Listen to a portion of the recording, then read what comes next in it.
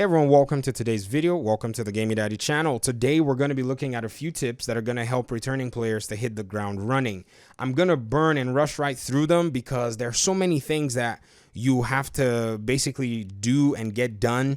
So I'll give basically just a general sense of this, but I encourage you to ask questions in the comment section and we'll be able to answer more specific ones. So the very first thing is this video would apply mainly to agents who are at level 40 or who have reached level 30 and are asking if they want to get to level 40 because they own the Warlords of New York DLC. If you own the Warlords of New York DLC and you are not at level 40, do not waste any more time. Go and log into the game and play through level 40 because there are a lot of end game aspects that will really benefit you when you go this route. So assuming you're on level 40 and you are maybe returning to the game or you stopped after Warlords of New York, here are a few things that will get you in place and, will get you to just kind of start rolling and gathering gear and getting good, rewards and all that stuff. The very first one is exotic loot. Now, if you left the game and took a break for a while, there are exotic loot items that you've probably missed out on. And for you to start to farm and gain these things, you want to put yourself in a situation where you're going to be getting good exotics. I would say the first place that you want to quickly run to is bounties. If you find people playing bounties and matchmake with them, a lot of people that are in the game are far advanced. They already have a lot of the exotics and they'll be happy to drop them for you. Another thing you can do in regard to farming exotics, if you're already level 40, is you want to play a weekly legendary. Every week, there's a weekly legendary that you can play and you get a guaranteed exotic cash. Now, it'll take you about 35 if you're on a good team, or 45 minutes to an hour if you're on an okay team, or never if you're on a team where everybody doesn't really know what they're doing. Be patient. It's a guaranteed exotic, including a possible exotic drop from the boss too. So just take your time and, go for that exotic and get the gear.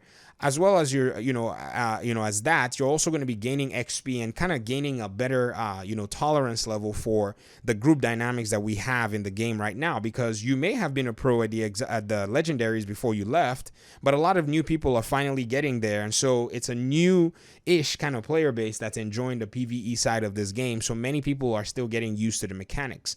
Another thing is doing your weekly shade requisition, which is where you donate a bunch of items. Depending on how long ago you left, this has changed where you go donate a bunch of your materials and you're able to get a guaranteed exotic cash. This is actually pretty cool. So make sure you farm your resources, your components, your ceramics, your water, your food. It really does require a lot of donation of different items, weapon components and all that stuff sometimes show up as the required donations. So play missions, play bounties, and farm the open world, which leads me into the next tip, which is gaining and gathering XP. Depending on when you left, the seasons now require for you to just gain a lot of XP. And even if you don't have the season reward track, everyone's going to be getting all these different rewards as they're going through the season. And one of the really cool things that you can do is as you get XP, you're getting all these guaranteed reward items. So this will help your farming very well, if you get what I mean. So my encouragement to you is you want to do open world activities to gain the most XP. Now, thanks to one of my audience members, Charles, who basically pointed me to doing my XP farms by putting the open world setting on challenging, if you notice here, I'm putting on 4 or 5 directives, depending on how many directives you want to go, and you have to start to take on resource convoys. These resource convoys, if you're doing them with your directives, will net you over 200,000 XP on challenging. Now, if you're doing it on, heroic, it is more. It's close to 300,000, but it's actually very, very difficult to do because heroic open world, everybody's business is your business. So do it on challenging. There's a faster frequency of which you're getting the XP, which actually makes it more efficient. And this is going to basically net you the XP you need to level up for about every 2 that you do. If you notice, every season level requires for you to get 700,000 XP.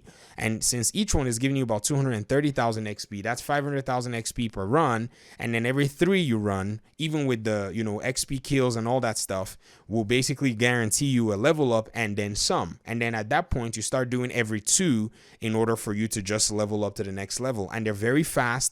It's only like 3 spawns of enemies running around in the open world, and many times you have them in your sight and you mow them down. this is a very, very good and efficient way to go regarding this. And you can do it in a group of 2, 3, 4 people. If you have a clan, you can shout out a clan mate and they can help you with this as well. And that's one of the few ways that you can get XP. There are many other ways that you can also get XP in the game, but so far this is the one that I would recommend. And then if you don't see any more on the map, I appreciate you, Blocka Blocka, for actually saying this. You reset all your control points and then you're going to start seeing them pop up on the map.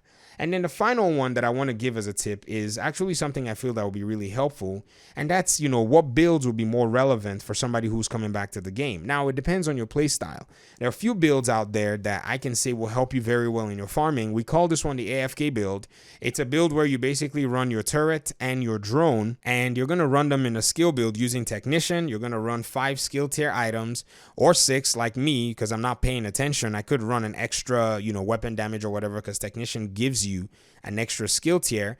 And some of the things that you have to prioritize when you're going to put a build like this together is, first of all, you have to use a weapon that has in sync. Doesn't matter if it's an LMG, doesn't matter if it's the weapon called the Perfect Harmony.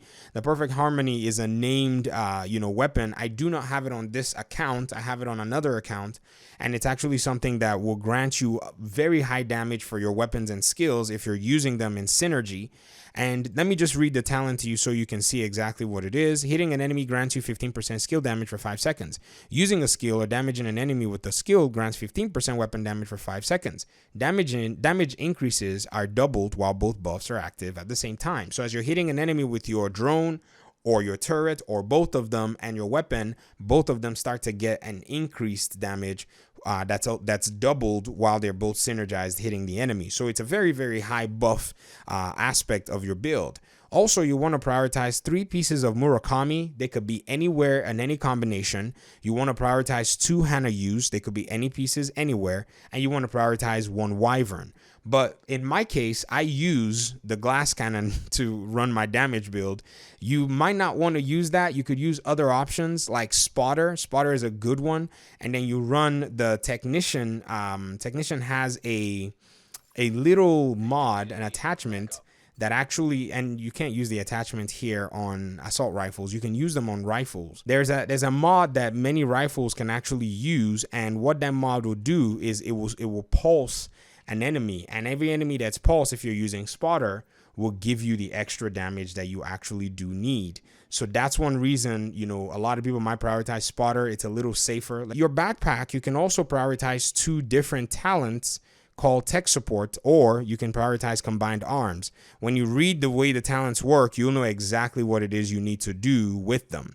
So this is one build that I run. Other builds that you can run are weapon damage builds, but to be very honest with you, you're going to have to look and scour around the YouTubes for you to be able to pretty much find out what weapon damage build will work for you. I am just running skill builds all the way. I think I have some weird off-meta weapon damage builds that I run from time to time. Even my weapon damage builds that I built a while ago, I don't run them because skills have taken priority. Now, if you do have Negotiator's Dilemma, that's my favorite gear set. You can run that as well. Or once you are farming, you're going to get yourself some Hunter's Fury. Hunter's Fury is a new gear set in the game that works with SMG and shotgun damage, and it's actually pretty strong. So you can put a combination of those builds together, or you can go this route with the skill damage build, which also gives you better weapon damage as well. So I know we call it a skill build, but it's also a weapon damage build hybrid, and that's something that's definitely going to help you. So these are some of the more general aspects of you jumping back into the game.